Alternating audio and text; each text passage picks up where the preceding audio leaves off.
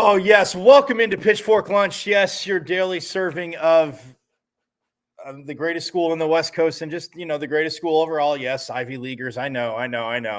I'm from Jersey, so I'm down with Princeton. You can pick on Harvard, but come on, ASU. We're number one in innovation every year. And by the way, moving up in rankings, and we have a lot of awesome people. So anyway, I am Michael Caratinito, though. So glad you could join us. You can hit me up on Diablo00 at X, the artist formerly known as, no, not Prince, but Twitter. See the show live there, my IG, michael.caratino.5, and the YouTube channel.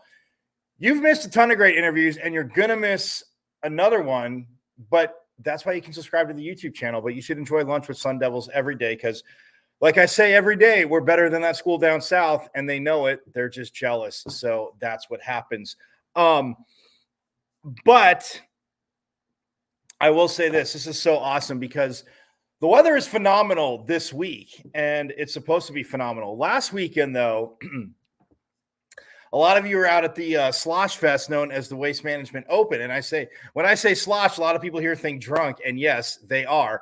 But the funny part about that, in broadcasting it, it always leads to a lot more interesting stuff, I'm guessing. So joining me now is an Emmy Award-winning Sun Devil alum.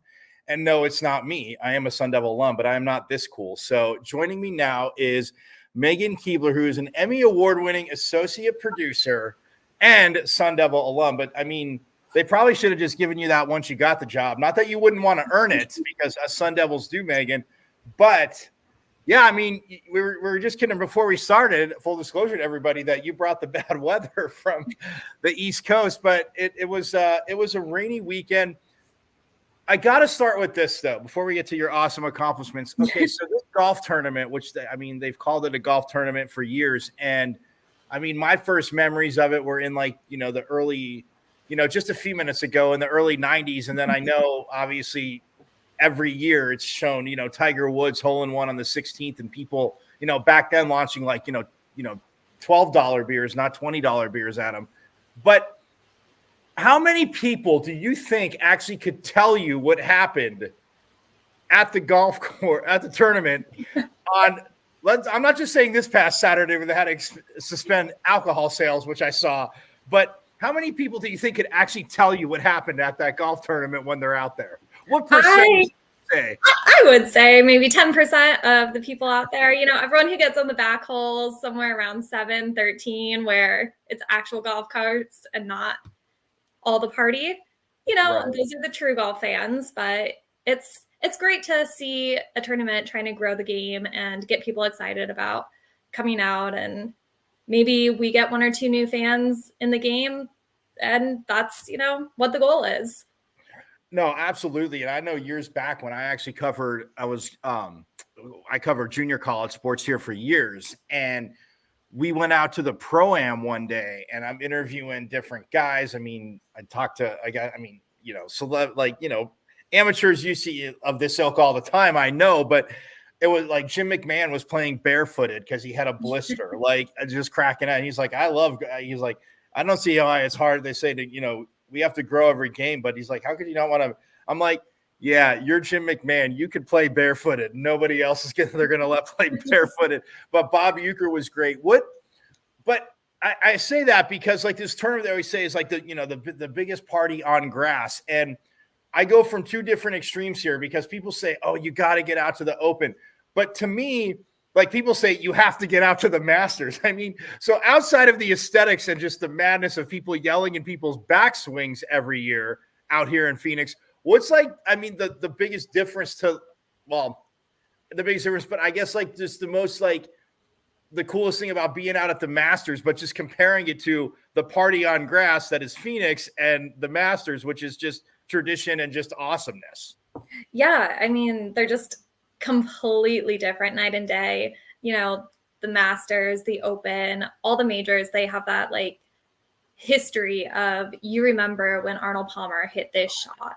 And yes, the Phoenix Open has great champions like that, but it's more of we're out in the desert having a great time. Typically the weather is nice. The players enjoy coming out to Phoenix.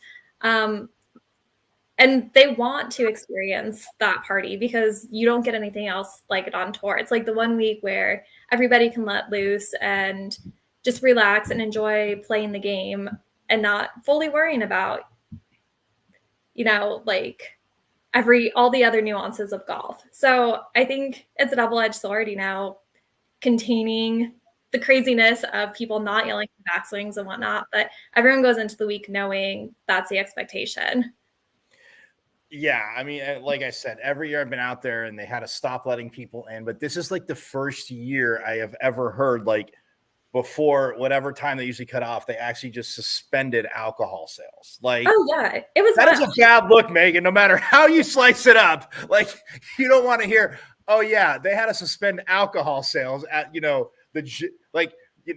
quote unquote gentleman's game. Yeah, it's something that was totally unprecedented. I think we're definitely going to see a change in how the tournament functions going forward. I know the Thunderbirds are already forming committees to work on how can we get back to the respect of the game, because ultimately at the end of the day, that's what they want to. They want their fans to be respectful. They don't necessarily want to be known as the place where people don't want to go.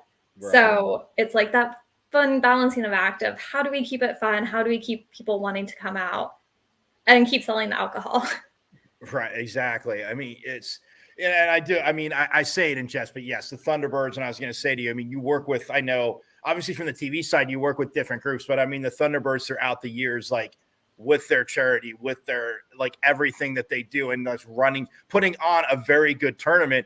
And in this day and age, even before social media, Meghan, as well as I do, like anything that gives something like a pseudo black eye, everybody wants to jump all over. But it's like, I'm not saying you should just look at, the shiny ball over here, like, oh, hey, guess what? Like, look at this shiny ball. Don't look at the bad, but they do so much good. But something like this is just like, yes, you want people to have fun, but it's so frustrating when something like that happens. And, I to piggyback off that too, because you cover it and everybody's like, oh, it's silent. And then a golfer hits a shot and people go loud and people get crazy, which is great. But I suck at golf. So if somebody like screams in my backswing, I know I want to like throw my club at them, which is not a very gentleman or sportsman thing like to do.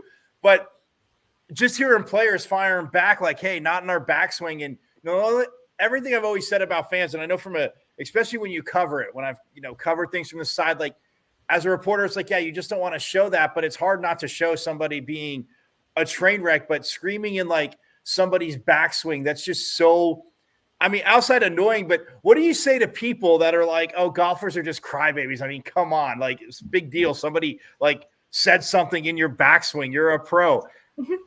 You're right there. How does it really affect them? I mean, it would be just like somebody coming and screaming as we're doing our jobs. Like, that's what we say to people all the time. And I think Billy Horschel was the one who said it this week. I'm out here trying to do my job. And so if these fans want us to go to work and swing while they're trying to do an important call or make a winning putt, I think that's the point people are trying to get across is we're here to do our job. We don't mind if you're loud and rowdy. Like, we know what we signed up for, but respect us in the moment, and then you can have fun after. All right. So before we talk about Olympic stuff, I mean, the 16th hole, I mentioned it before, but when you're at this, I mean, even before, I mean, obviously we're at ASU. And by the way, Meghan is ASU students are, of course, like I said, we're better than that school down south. We, always. We like to, compare with that. And I had a lot of friends that went to Stanford, so I don't pick on them, but like, it is Stanford. And we, for years, we're like, oh yeah, it's the Ivy League of the West Coast. And I know Cal always feels slighted, but you got your master's, your bachelor's and your master's at the same time. Now, I know at times I can be, a wee bit of a slacker and on the other end, an overachiever, but come on, man, you're making the rest of us Cronkite grads look a little bad there. That is awesome though. Like how were you able to do that? Just like, that is just insane. I look back at it and wonder how I did it myself. I came in with a lot of credits, luckily, and the program that the Barrett Honors College and Cronkite offered to do it at the same time was just an incredible opportunity that I couldn't turn down. So, taking 21 credit hours, working 2 jobs, an internship. I was at every single football game, like as an employee. I'm a proud Sun Devil. So, you just make the best of it. When you're young and 18, 19 years old, you don't even think about it. You just do it. Right. Which is code for, yes, guys, it is ASU. You don't need to even blow me up on X. She may have attended a party or two, but it is college because, like she said, you're 18 or 19. But, it is very hard to do at ASU. And my last little slight, extremely easy to do at that school down south. But nonetheless, anyway, so you're obviously at ASU, an employee, you're covering sports, golf has always been, obviously, as you cover it, but I mean, the golfers on the men's and women's side that have come out of ASU, the championships there, in your time there, did you think like, okay, yes, I want to keep my options open, but I would definitely love to cover golf and going forward? Absolutely. I mean, I was there. I was the same class as John Rahm, Monica Vaughn. She was a year ahead of me, I believe. So it was so exciting in the moment to be able to cover these incredible golfers and athletes and be part of like these championship teams in a way, like outside. But my ultimate goal was to always work for golf. My dream job was to work for the Golf Channel, and very fortunate to have gotten that job right away. I did dabble a little bit. I did the Cronkite spring training program. And so I covered the Brewers and the Diamondbacks, loved baseball. That was my backup plan. But golf was my dream. And so it was really fun. I always say, I know John is now on Live, but that we joined the tour at the same time. Like we both graduated and here we go. And it's funny because the wonderful associate AD and, SID of, men's hoops, he's obviously done women's hoops this year, but Doug Tamro always he sends out stuff and he's like, hey, you might want to get ahead of this. And because he's like, how many of you, obviously wanted to talk to John Rahm? And he goes, rewind back. He goes, I may have just, got here, but how many of you wanted to talk to Phil Mickelson earlier? If he's talking about golf, and he'll mention a bunch of golfers. And, but yeah, it is funny because you see these people that you're just like, on campus with, and it's like, oh, hey, now they're like on the tour and they don't suck. And man, I should have done something there. Okay. You brought up Live. I did want to get to that too, because look, obviously with the NFL being the NFL and now the XFL and the USFL merging, I know you saw that. Like, it's like big league. There's like one big league, and like anyone else is like, oh yeah, we're gonna shut you down. I mean, baseball, like you said, your bat has minor league, so nobody's trying to create another professional baseball league. But for Liv to do that, I mean, yeah, I get it. It's overseas, and people see the just ungodly money they got, and for the average person, they're like, man, I would take that money too. Like, it's insane. They're playing 54 holes. They're playing in shorts, like whatever. Like, if the money runs out, but the whole kind of, do you feel that? Okay, I guess what I'm saying is, do you feel A, it's good for the game, but B, a lot of it, like the animosity and bad blood went down just like because of like people like the PGA saying, oh, it's about tradition, and nobody was saying they're going to the poorhouse. But at the same time, Megan, it's one of those things where, I mean, now it's like, okay, Liv starts, and then within a year and a half, like a lot of this major like purse money and stuff in the PGA just gets bigger. So I think, do you feel that secretly a lot of these guys that are still on, like stayed on the PGA tour, are like thankful these other guys did this? I mean, I think Phil Mickelson kind of made this point of, the reason he left was to start the conversation about what needed to change. And so I think in a way that it has helped create change in the game. We're seeing, like you said, the increased purses, and we're trying to now find innovative ways to grow the game. And I think as much as the animosity and this two separate entities has caused a lot of grief over the last year, I think the conversations that are coming out of it are going to be healthy for the game going forward. And I'm just hoping that all sides can come to an agreement. We can get back to all the best players in the world not being divided, because we want to see the Sun Devils that went over to Live back playing against the Scotty Schefflers and Jordan Spieths and Rorys on tour. Like, golf fans and golf media wants to see everything work out. And I just hope that the conversations can get there and that these partnerships can work out. Right. So, but I mean, and obviously everybody, like it's Saudi based, and like you said, the frustrating part for, like, if I'm covering it and from your standpoint is like, okay, these, like, we know these golfers, like both of these tours can obviously survive. It doesn't have to be so contentious, and a lot of times people say, oh, rivalries, in whatever sport, oh, they're just kind of, they're trying to stir them up. They're not really real. But I mean, you're there. I mean, could you feel just like the frustration and the animosity from a lot of PGA players that, oh, these guys are, wrecking the tradition of the game? I think anytime you bring money into talks, it is going to create that conversation. So whether it was Saudi money or losing the reputation, like anytime you have a pot full of gold, it's going to create a little bit of this. I think the people that truly want to keep the traditions of the game are the ones that have stayed.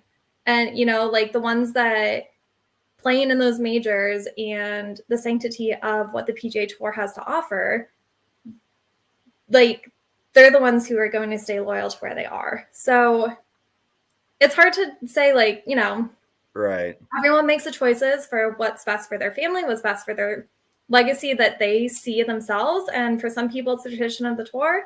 For others, it's setting their family up for a better future.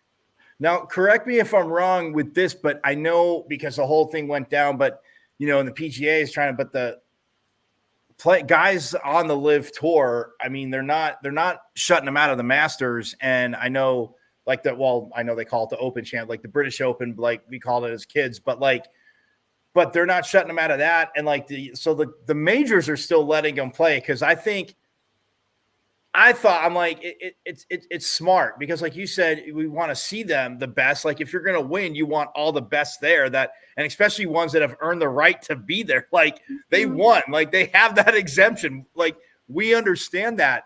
But do you think like, obviously the PGA has influence, but you think like the major tournaments like that taking a stand kind of fast forwarded like to more civilized talks between the two?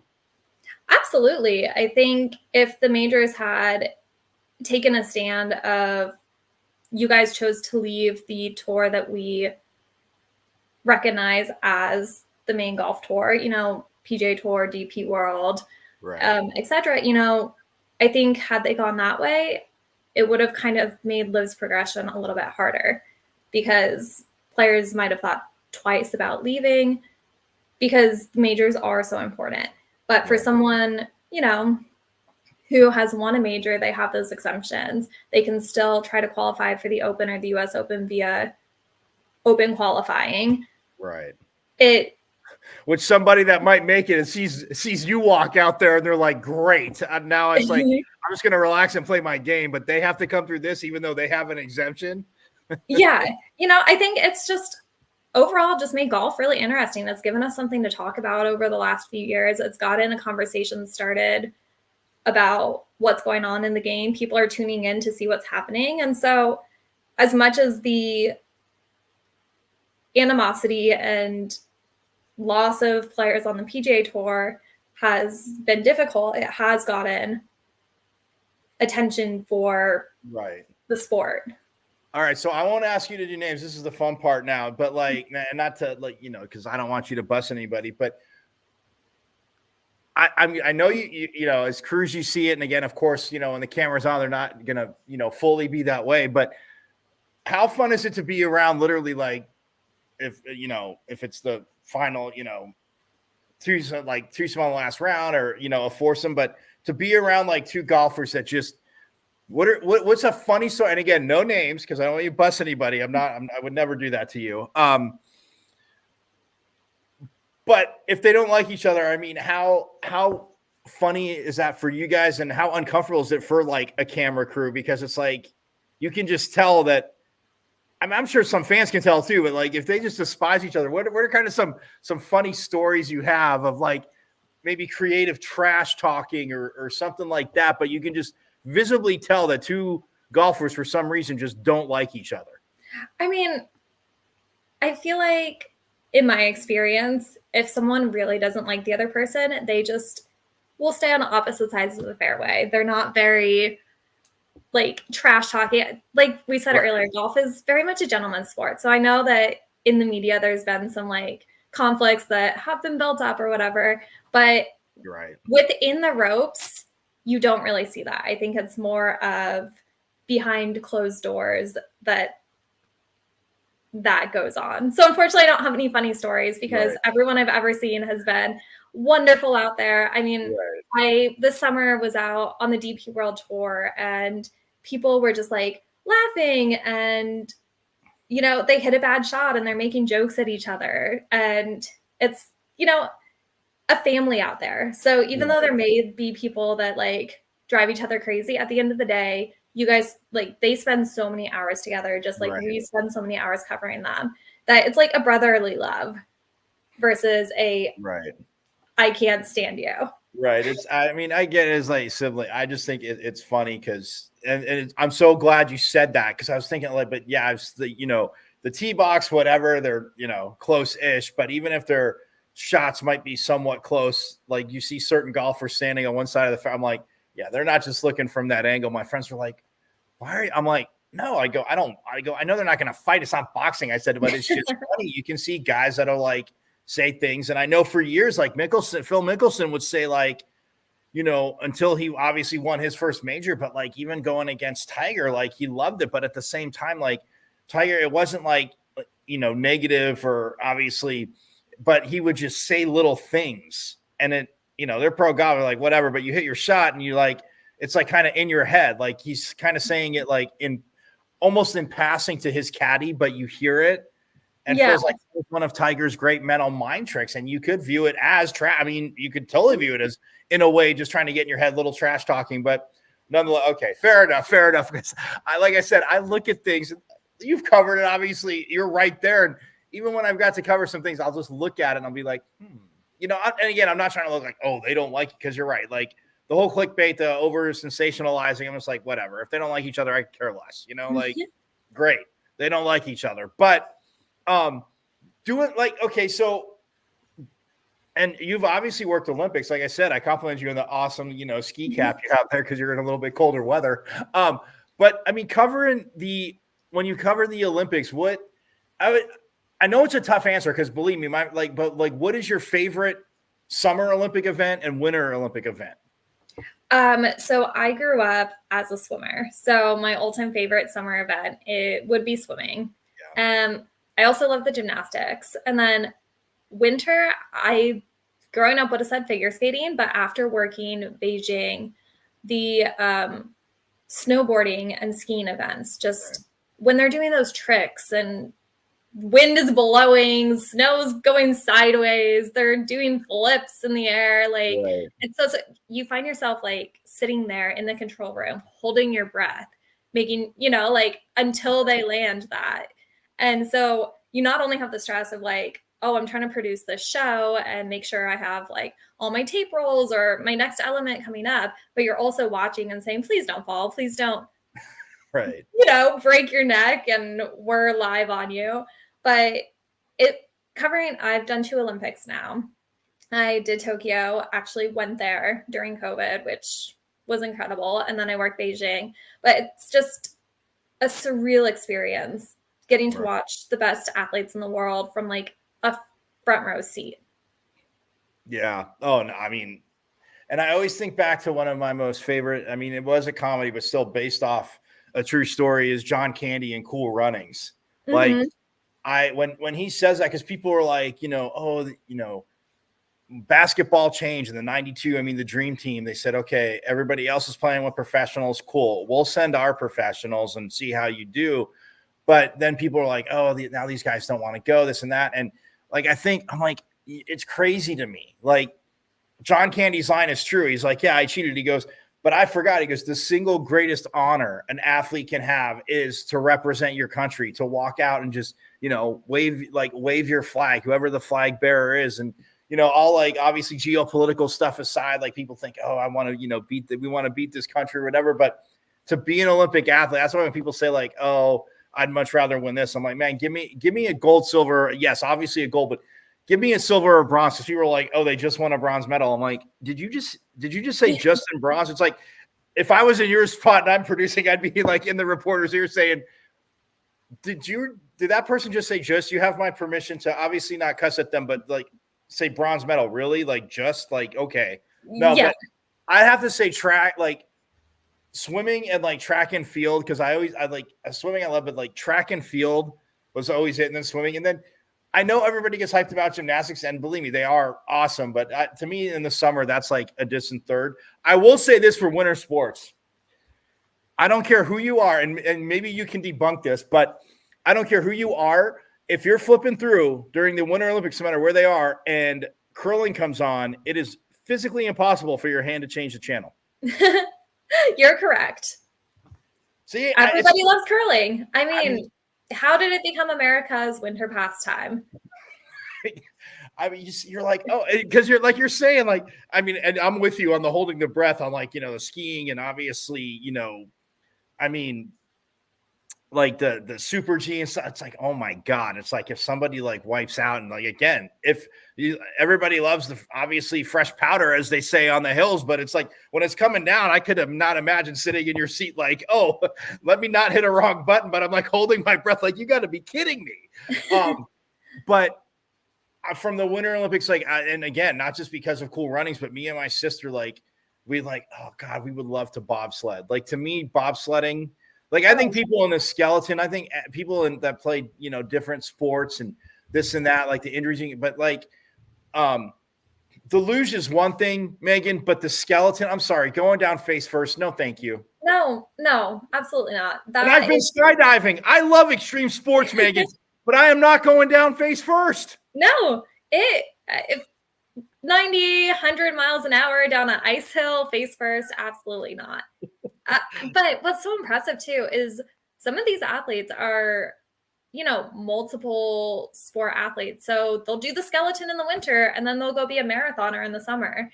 And so getting to like see stories like that is what's like really cool about our job, and telling, like the athlete from Tonga who competes in both, and he became a sensation with his entrance carrying the flag, but getting to see these incredible athletes from around the world. And then what I love about NBC's coverage is we bring in the former stars of the game. Yep. So you have Shaun White, you have Lindsey Vonn, you have Laurie Hernandez, like on our team, giving context to the incredible feat that these athletes are like achieving in the moment. And even like the person who gets the lowest score is still right. Like you represented your country. That's why I go back to what John Candy said, movie or not. But I had so many coaches say that, even growing, like I remember in middle school, Megan, I had a teacher, one of our teachers, he was actually he would have been in the 80 Moscow Olympics. Wow.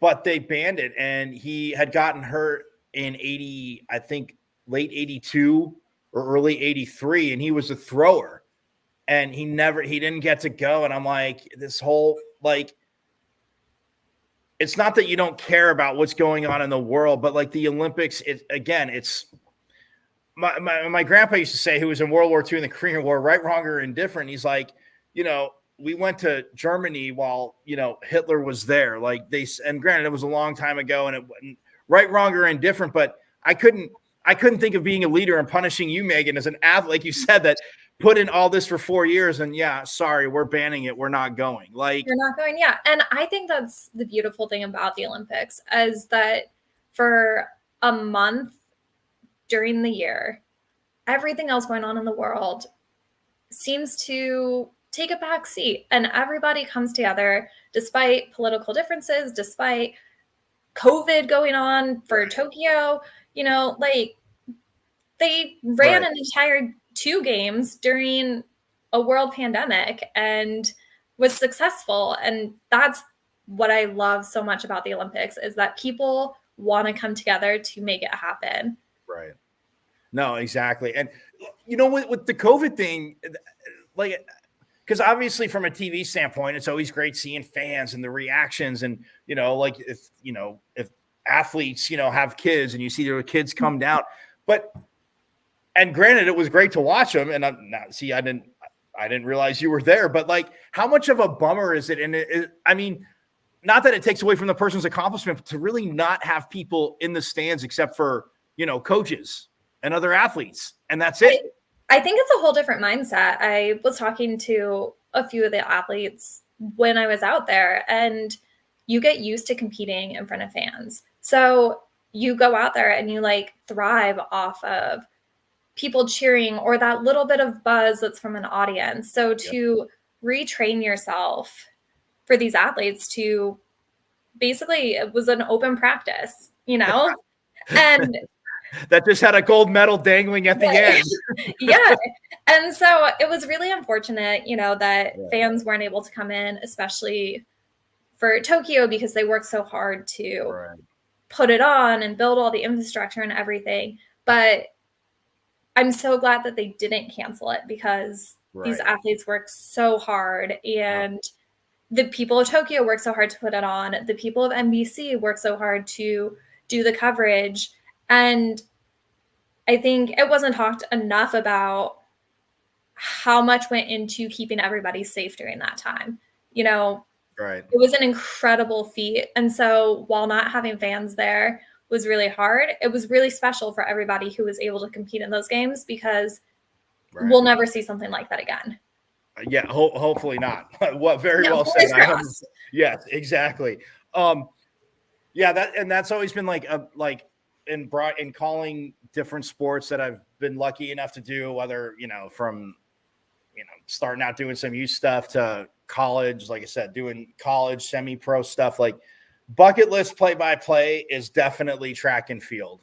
Like that would be my bucket list to get to like call like any part of it, like track and field. Cause I had a high school championship meet a few years ago, Megan. There was a distance runner on the 3,200.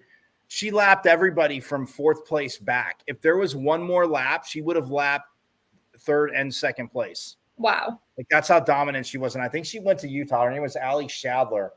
And I mean, I don't know, like and literally as like learning to call things. I mean, I was like talking about some of the other runs. It's a 3,200, obviously. So it's like, yeah, but I'm not even kidding you. The last, like once she crossed and she like lapped the person that was in fourth place before she started her last lap, I just hit the like the talk back button to our producer. I'm like, honestly, you have mics down there. I'm like, just pot up the not sound. And I said, hey, enjoy her last lap. There's nothing I can add to this. Yeah. Like it was it's insane. But yeah, to everybody says, oh, the 100, the 200, but the mile, you've seen it. The miles literally become a sprint. Like the fact that they run the splits they do, I'm like, yeah, the mile's a sprint. I'm like, I don't care what they say. It might not have the distance to be called a sprint. It's too long, but it's insane. And it might not be a sprint for you and I if we went out there and did it. No, it would be a nice, comfortable. Well, maybe for you. I don't want to pigeonhole you, but and to me, anything over 400 meters when I was doing track, no. I mean, I did the decathlon my junior and senior year of high school, and even going into my freshman year at ASU, when I was like, all right, I want to keep going with this. I sucked at the pole vault, but the 1,500 meter, Megan, like you would have thought, like somebody asked me, like a drill sergeant asked me to go scrub the bathroom with a toothbrush. Like that's what the 1,500 was to me. Like it was 1,100 meters too long. I'm like, why does anything have? What is the point of this? Way too much. Yeah. I feel that. Like I said, I was a swimmer, so track was not my thing. Well, yeah, but as a swimmer, come on. I mean, cardio wise, you could. I'm not saying you want to go run the mile or 2 mile, but like sprints and cardio wise, that was easy for. I had a lot of friends that were swimmers too, and I watched their warm ups, and I'm like, "Is your practice done?" They're like, "No, that was warm up." That was warm up, yeah. I'm like, "You got to be kidding me!" Well, you obviously know. Whatever. I don't need to tell you that, but I'm just like, damn. I think anyone who's an athlete is just a little bit crazy. Yes, in a good way. Yeah, no. I grew up around a lot of hockey players, and like you have to have the screws loose to play hockey. Like, not that they're not people like, oh, you're saying all hockey players are dumb. I'm like, no, hear what I'm saying. Like, I go, the fact that, okay, every sport gotten bigger, stronger, faster, but even an average size hockey player, guy or girl, I go, you're moving that quick. I put you into boards, and yes, they do it gives. I said, it doesn't feel good. People shooting the puck at a goalie, even if he has an eye on it, but if he doesn't and he goes to block it, 102 mile an hour puck in cold weather doesn't, I don't care how thick your pads are, does not feel good, Megan. I understand. Like you do. Yeah. Nope. You have to be a little crazy. But we love it. Exactly. And when you look at the like Olympics, because people always say, oh, I mean, obviously the hundreds and maybe even thousands of hours, obviously, of prep for Olympics, but not everybody has like that unbelievable story. I mean, their stories to get there, yes, are usually good, but when you're sitting there looking at it and like pulling out stories and you see, whatever somebody like had to overcome, or whether it was a tough upbringing or, something, they got caught with a curveball and were out of a sport, like, what's the biggest challenge do you feel? And obviously at the Kronk High School, they taught us very well in this, but in like bringing the story to light, but also like showing like it, yes, it's a triumph, but like not every story, you might end up in the Olympics, but not every story has like kind of that, I'm not even saying with the medal, but just kind of that perfect ending. What's the fun in putting those together, but the challenge too? Yeah, we're very thankful. We have an incredible research team who puts together all the backstories of all the athletes. And so we know going into it, every single event, everybody's story. But it's like handling it delicately. If someone has like a tragic backstory, you don't want to necessarily make that the focus of their winning interview. Like Right. it's teetering that fine line of how do you bring it up of, yes, you've overcome this, you should be so proud, but not diminish the accomplishments. Or on the other hand, if someone doesn't have a backstory, just letting them shine in that moment, like asking the right questions to get them to give you more of that personal backstory if there isn't Right. one.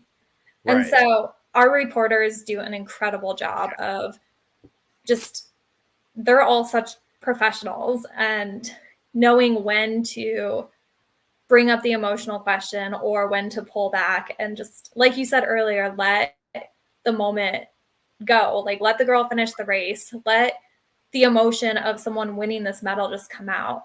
And for our producers to know too, like stay on that shot. Stay quiet. Don't ask any more questions, but just like let them let out the emotion. And so it's just a really talented group of people that we work with who know how to feel the moment. Right. Well, and one of my most favorite, I mean, I wanted to get into like when I started doing play by play, I'm like, oh man, I don't know. I'm like, I can talk enough to do it, but man, it's just a whole different beast. But was and being from Jersey originally, but being a New Jersey Devils fan, like Doc Emmerich was like people say like, yeah, they have like Vince Scully, phenomenal, but like Doc Emmerich, like if you ever listen to him call a game, but like the bigger the game, like the playoffs, if somebody had a goal, just like how he would like, and he didn't, if it fit the mode, like every time, like the horn would go off and you would hear his voice goal. But if it was something, Marty Brodeur with records, but just the way he called it, I'm like, you can't teach that. Is just art because it's so hard. Like you're calling a game and it's not like you have to over explain it, but usually you'll talk or you're talking with your analyst and no matter who he was working with, man, Doc just like let it go. I'm like, he is the absolute best. But yeah, no, because I always feel, and again, I don't feel bad for somebody winning a gold, silver, or bronze medal, but like if they do win the gold medal, and yeah, I mean, obviously they made sacrifices to get there, but some people are like, oh yeah, they were really good, but it's like they're just let down that they don't have some like tough story or like, well, their tough story is they sacrificed a lot and worked hard, and now they're the best in the world. Like, Yeah, it is balance, and I know you know that, but mm-hmm. I just crack up when I hear other people like, oh, that's it, that's them. What do you mean that's it? That's like right. Like this person gave up an entire social life and spent hours working out and but that's not what the audience wants to see. Yeah, and again, I know that's like the tough things. I used to do that even covering the JUCOs. Like, yeah, I came across a lot of athletes, like quite a few athletes in different sports that had like something, and then other ones that were just doing great. That yeah, I mean, had a good family, maybe had some tough things, but like I don't know, the worst thing they did was maybe like get in a fight with their siblings in public and beat each other up. I mean, like it's like I said, everybody's different, but the whole the sacrifice and just the hours and I mean, literally the cliche, they say blood, sweat, and tears, but I mean, through injuries and whatever, like athletes have been through it. So with it, like after leaving the Cronkite School, because again, she is Meghan Kuebler, an Emmy award-winning Sun Devil. Yes, that's right. School down south, Emmy award-winning. And no, we don't just talk about basketball. But anyway, I digress. But I mean, like in your time at like AC, like you said, getting to do it, what was some of the, I guess, like funner, I mean, events you like obviously enjoy the sports, but like just kind of the like funner memories where you're like, oh yes, I'm getting my bachelor's and master's in the honors college at the same time. But hey, like what were some of the things that you just took from the Cronkite School that like you're like, this is the like, yeah, this is what I want to do? I just think the opportunities that were made available to students was incredible. Like I got to go down to Mexico for a class and do a whole like border reporting. And I was a sports person, but getting the opportunity to do something completely different and go down and talk to people on both sides of the border and tell those stories was really special. Getting the opportunity to be part of the sports bureau in Phoenix and Los Angeles and in LA, you know, we're covering Olympic athletes when I'm 20, 21 years old, and Right. interviewing April Ross on the beach as she's like practicing for the Olympics. Like, Awesome. it's incredible. The Super Bowl was in town. So I was working the Pro Bowl on the field with people that, you know, you look up to. Like, some of my idols in football were standing 10 feet away from me. And then I get to walk up and say, hey, can I ask you a question? Like, surreal moments that I still look back and think, wow, I can't believe I got to do that. And how much it set me up for success now, because getting to interview these incredible athletes when you're in your early 20s, you're a baby reporter, as I call it. You're still trying to figure out and it's cringeworthy hearing your questions, right? Because it's hard to stop asking the question when you're like, I don't want to sound dumb, but I don't also want to answer the question for him, right? And you're but I know when I was at the Crockeye School, I had a few of those cringeworthy questions. I'm like, just stop talking. Yeah, it's like, what are we doing? I mean, one of my coworkers, he was telling me a story of he remembers me being a baby reporter at the Phoenix Open, like trying to get my camera set up at Quick Quotes. And, you know, like it was my first time being somewhere where you have to plug into a malt box and squeeze your camera in there and like try to get the shot. And he remembers helping me. And then 2 years later, we're working together. And so it's like moments like that. But it's really cool because like I took all the opportunities that I could. I said yes to everything. When I was out at events, I was networking and trying to meet people. You know, I was talking to the Golf Channel people and asking advice on how to get into Golf Channel. And I love it when current Cronkite students reach out to me and they're like, hey, what can I do to get where you are? What advice do you have? And being able to like pay it forward is just so special to me because I had so many opportunities. I had so many great professors and just like Cronkite made the world my oyster. And like, I have an Emmy to say, you know what? You guys set me up for success. I wouldn't be here without the lessons that I learned then. Yeah, because I mean, I thought I wanted to do like sports anchoring. And I mean, I focused on like, yes, doing other stories was cool. I even did a story. My sister is a teacher, and I went into her classroom and filmed some things and just did like, but just doing different stories but wanting to do sports. And then I had interned at Channel 12, and the more I was in the newsroom, I loved like the guys and like the producers, but when it rains in Arizona, Megan, as you know, from the beginning of time in Arizona, that takes up like 25 minutes of the newscast because weather team has to be everywhere for the water that people can't drive in. But we're not going to go down that rabbit hole. Right, 2014, we were there. Yes. That being said, like I didn't, and like I said, I mean, the reporters, like they were awesome, and the anchors, like, but I'm like, that's just like canned sports. So I graduated, was applying for sports anchor jobs, had quite a few interviews, almost got a few. And I was like, I really want to call games. Like, I'm just listening. I'm like, I know it won't be easy. And one of my best friends, because like when people don't give you the advice, because obviously, as you know, it's not that people are out to be vindictive, but it's not the industry to get into if you have soft skin. Like one of my best friends, the first time I called the JUCO football game, he watched the playback, and so at halftime I see he's calling, and I was like, oh, he probably forgot. He's like, hey, what you doing? I'm like, oh, just hanging out. What are you doing? He goes, yeah, I'm watching your game. And I just want you to know that if we had not been friends since we were little, I would have turned it off at the end of the first quarter. He goes, you know what you're talking about. And yes, I get it's a conversation with your analyst, but if you say, one more time, I'm going to come and punch you in the face. And I went back and listened, and I didn't talk like that, man. I wasn't saying like or a lot. I wasn't fumbling, but I kept saying, you get nervous, and you get that little tick of whatever is or when I started, my word was right. I would say right every other word. And people were like, same thing. If you say this one more time, I'm kicking you out of the Right. control room. So he watched her. Everybody else was like, "Oh man, it was awesome watching you," and like I appreciated it, but like he was the only one that came out with me and said, "Go back and listen to it." And I went and hashtagged it, and I stopped it. I didn't even hashtag the second half of it because the first half was so brutal. And but he's like, "Yeah, when you're talking about the players or the play, and your analysts breaking down the play, it's fine." He goes, "I didn't expect you to be, Al Michaels when you started, but," and he goes, "At least you weren't saying like and because that would be really annoying when you hear people do that." I was like, yeah, I gotcha. I go, "All right, well, I appreciate that. I'm going to go, run my head through wall." He goes, "Well, I thought you wanted me to be honest."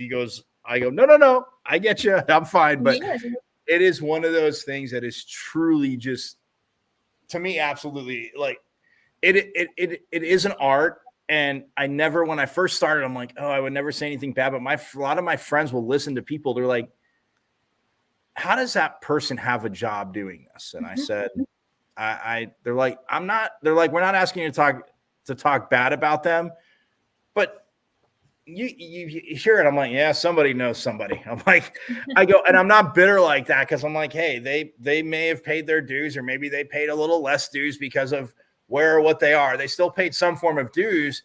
But my friends were like, "Yeah, if so and so," and I go, everybody's got different tastes. And I had one of my professors at ASU said the best compliment. He said a play-by-play announcer said, if somebody says, "Oh yeah, they're like, you're the background noise," but not like just like it's not like a fuzz on a TV. You're the background noise, because people are like, "Oh, like, okay, like I like that person." Now, whether they like you or not, like if they're talking about you, again, as long as you don't do anything bad, like no press is bad press. If they don't like you, they're still talking about you. People are still tuning in. And I think that criticism, like that constructive criticism, is so important in our industry. Right. I tell new employees all the time, like, you want that criticism, because that's how you're going to grow. Every time I sit down to produce a show, I want those people who are senior to me to say, "All right, maybe next time think about doing this or doing that." Because if you're not getting that response from like your friend or my senior producers, you're never going to get better in your craft. And so like having a thick skin is really hard to learn. But once you get that, like that's how you're so successful, is not being afraid of what anyone has to say. You made a great point right there, because it's not that somebody that's not in the industry can't give it to you, because sometimes, like that just kind of different eye and different look is like, oh, okay, not all of what they said will work, but that is just a different way they're looking at it. So when somebody from in the industry is like, okay, like this isn't the end all be all way, but try this. And I've worked with really awesome producers when I've done like different sports and different games. Like I played soccer growing up. My dad's side of the family is Italian. Like I remember watching World Cups with my dad, but he would watch it, on Univision or Telemundo because of the announcers. And I mean, him speaking obviously, Italian and Spanish.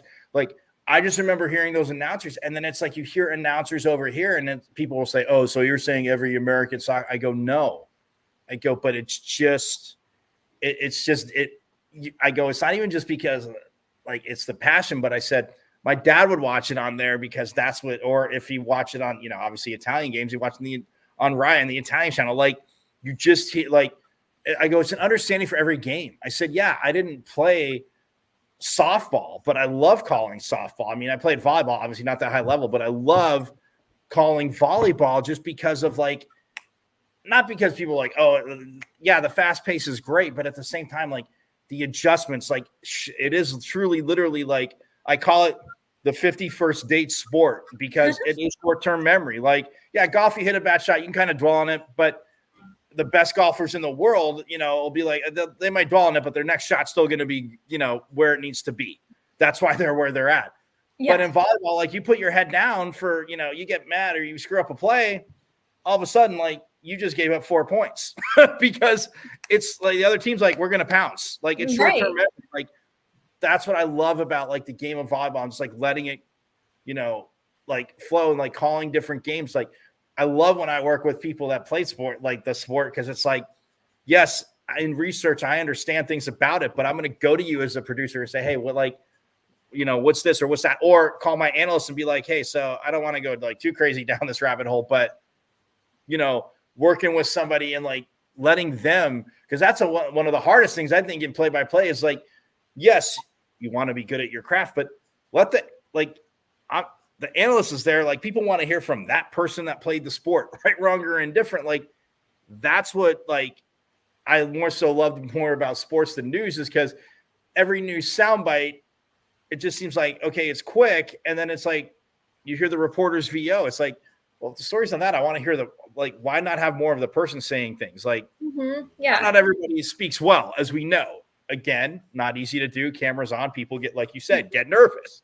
But yeah, it's calling a game and like listening to some of the greats do it. Like, and even people that like maybe aren't greats are like, oh, so-and-so, oh, these guys are like, I'm like, you've never been in that situation. So yeah, everybody can hear something like, oh, you're terrible. Like when I said, 25,000 times and a half, my friend's like, you are terrible right now. And I'm like, oh, okay, thank you. But you know what? Being terrible, you only have room to get better. Exactly. Yeah. I would rather start out terrible and grow than start out as high as I can get and never accomplish anything else. You win the gold medal on the first day and people are like, yep, we're just, all we have to do is tear you down now. Yeah. Whereas if you have something to work for, it makes it even sweeter. Yes. Very well said. So, okay, what do you have as we wrap? God, this went by so fast. So, and everybody here on Pitchfork Lunch again, so glad you obviously jumped in. But okay, so what do you have? I mean, obviously you have golf now, but so I'm guessing you'll be in Paris for the Summer Olympics. I will definitely be working the Olympics. I'm not sure if I'll be in Paris or if we'll be doing our show from our home studios, but definitely working the Olympics. I have the Masters coming up, a lot of big golf events in studio that I'll be doing as well. And then I fly out in May to San Diego for 2 weeks of golf and CAAs. And yes, that's right. Yeah, it's great to get out there. Were you here the last few years? I've been a Greyhawk the last 2 years. Very sad that we're not out of Greyhawk again. I love our Sun Devils hosting, but it will be very nice. Texas has some big things planned for hosting, so I'm excited to see what they can do. I know they're relying a lot on the guidance of our Sun Devils, who did an amazing job the last couple of years. And it's not easy to put on. I mean, golf, like you said, you might not have, I mean, yes, clubs, but as you know, like with other sports, you might not have all the equipment, but just like school's coming out and course and like, obviously there's so much more that goes into it. Yeah, it is. And like I said, Doug Tamro and I mean, Connor Smith, like they just, even in just dealing with I mean, I went out there last year. So man, I wish I would have crossed. I was out there like for like I got one full day in, and then the morning of, what was it, Friday? I think I got all Thursday and then like morning. Okay, yeah. I mean, I was probably on the course running around like crazy. I know. Those weeks we're shooting highlights, we're getting interviews. I mean, I sing praises about what Doug and Connor did. Like they were my lifeline for NCAAs and all things ASU golf. I love getting their emails and no, I mean SIDs all over do a great job, but like when there are, and you can say, well, the bigger the school, this and that, but like at that level, like believe me, being a broadcaster, it's like, man, I don't mind doing research if I don't have a research department, but when I can shoot an email and get like, a page full of just like different things, and then I'm like, oh cool, I don't need the whole thing, but give me bullet points, give me an outline, and I can dive into this. Is great. But it's amazing, and all the SIDs, like you said, are so fantastic at that.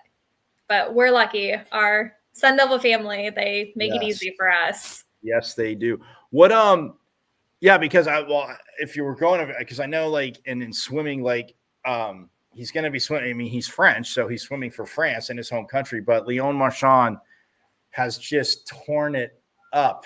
I mean, working with Coach Bowman, like it is So no matter where you're doing it from, there will be a Sun Devil that has a very, very high chance in medaling and being on the stand in his own country. So it's so much fun to see, and having our Sun Devils represented across all the Olympic sports, from marathon to track and field. It's really, it's exciting to be a Sun Devil.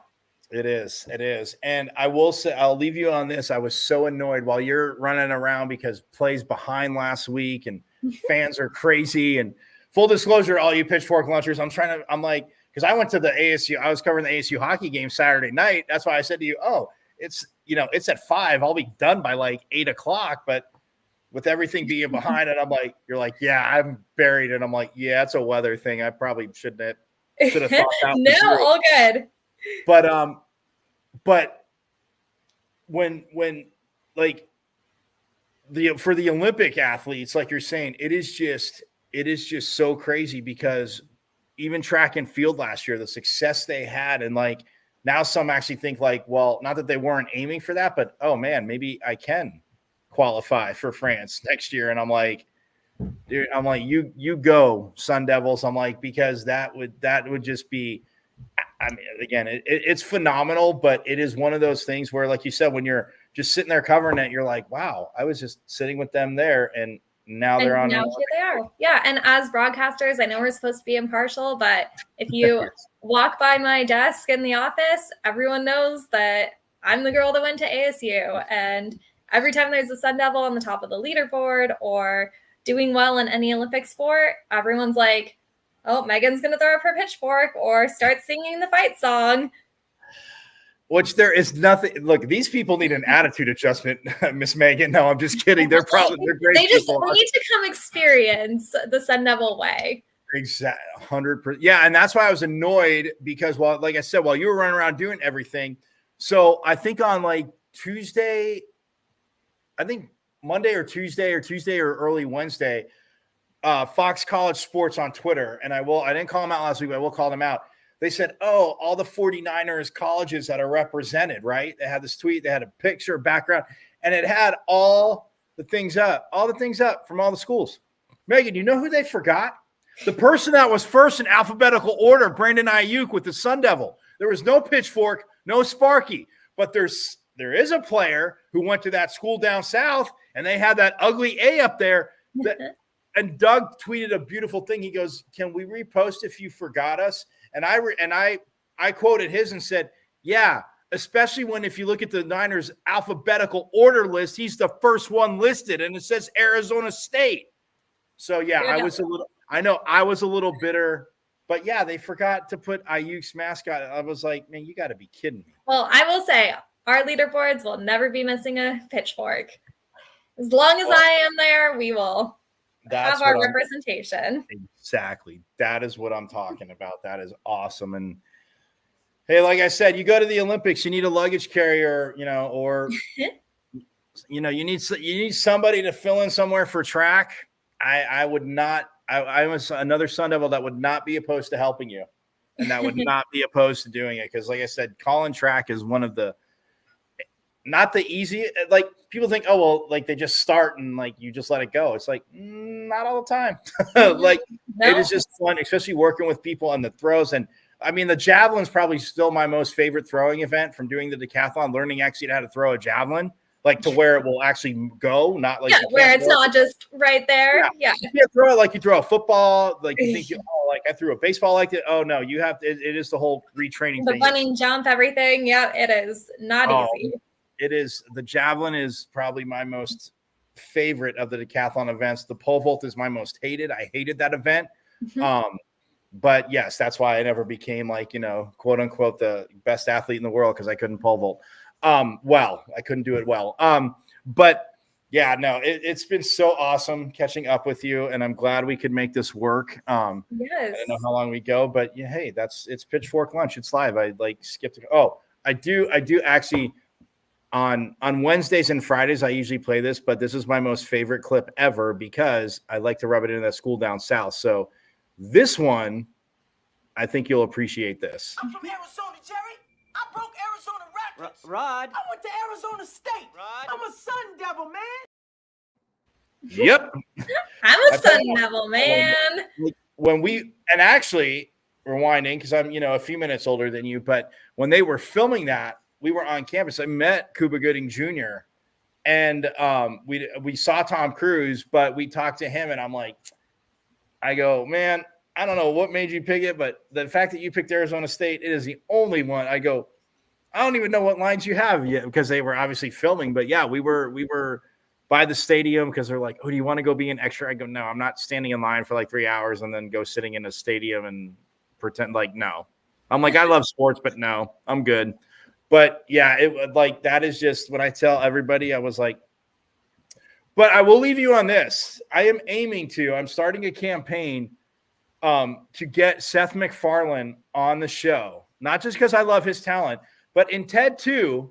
Like, they're like, why do you have an Arizona? She's like, that's where I went to law school. And he's like, oh, that's why we lost the case. Like, I'm like, what does Seth MacFarlane have against Arizona State? What did we ever do to you? I'm all for jokes, but like, they're like Mark Wahlberg and obviously Ted, Seth MacFarlane are sitting there like ripping Amanda Seyfried in a few scenes. I'm like, so I have started a new campaign. I'm like, I want Seth MacFarlane on, yes, because of his genius, but we're gonna have to have it out. Like, you should have picked on a worse school, and it's about 100 miles, down the 10 East, 120 miles down the I-10 East. Pick on that school. School that's not number one in innovation.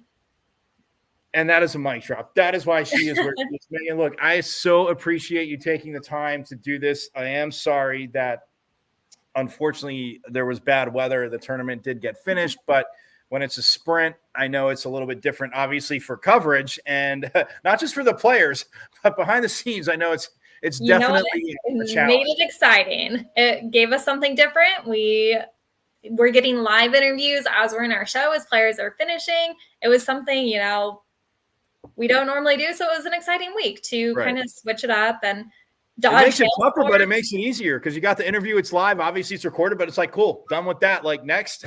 Yeah. Well, and they weren't even recorded. Like, we were literally, Sahith Theegala walked off the course and he was live on our show.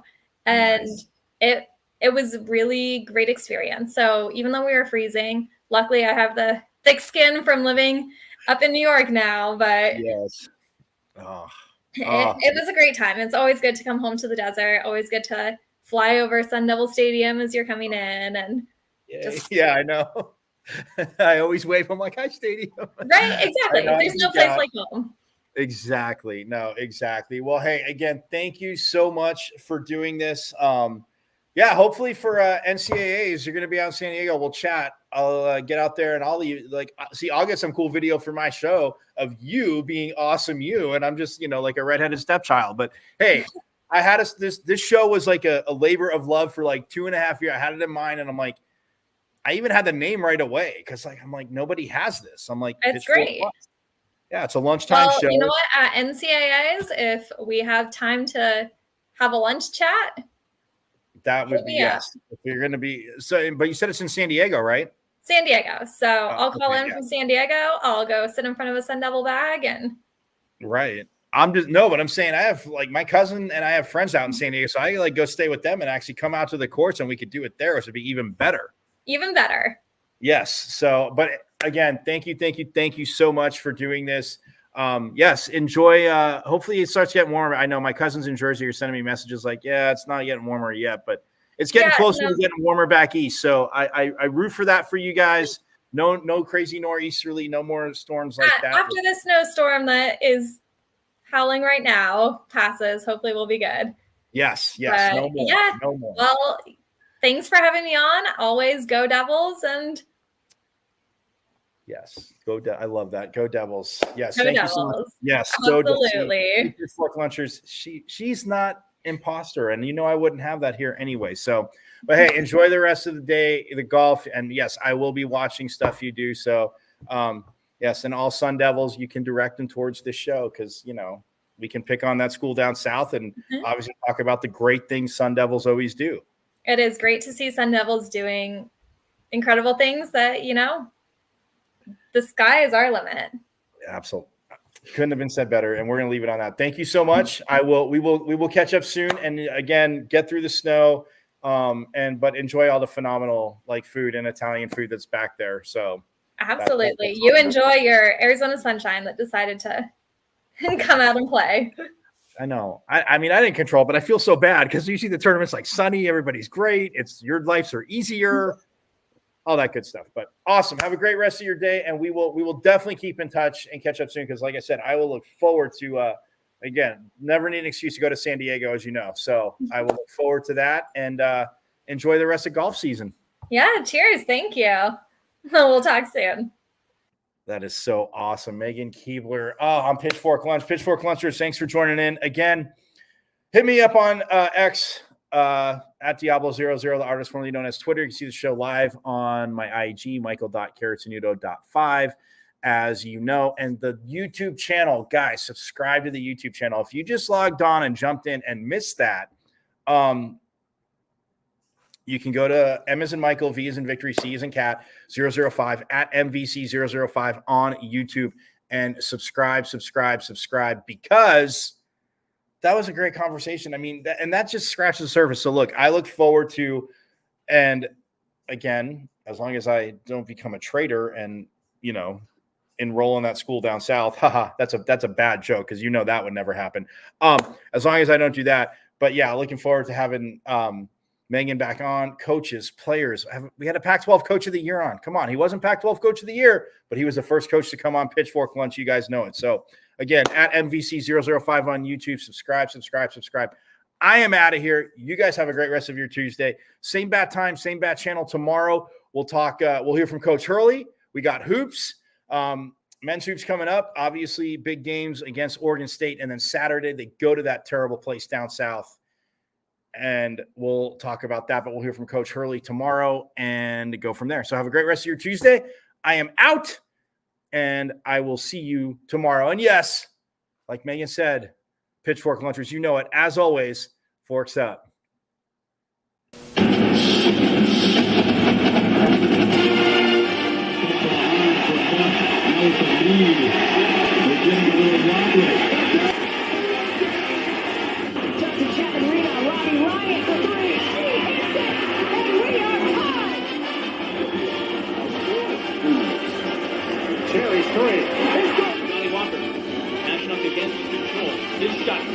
They score. They tie the game up 2-2. Recent drives out for Robbie Ryan. Her three right on the money. This is Taya Hansen for three. Other side of the rim with a pretty reverse. Wow. 5 seconds to go. Find Hawk. Hawk spins. It rolls on. And Arizona State wins it. Edwards pulls up. And there is a block. And he takes this shot.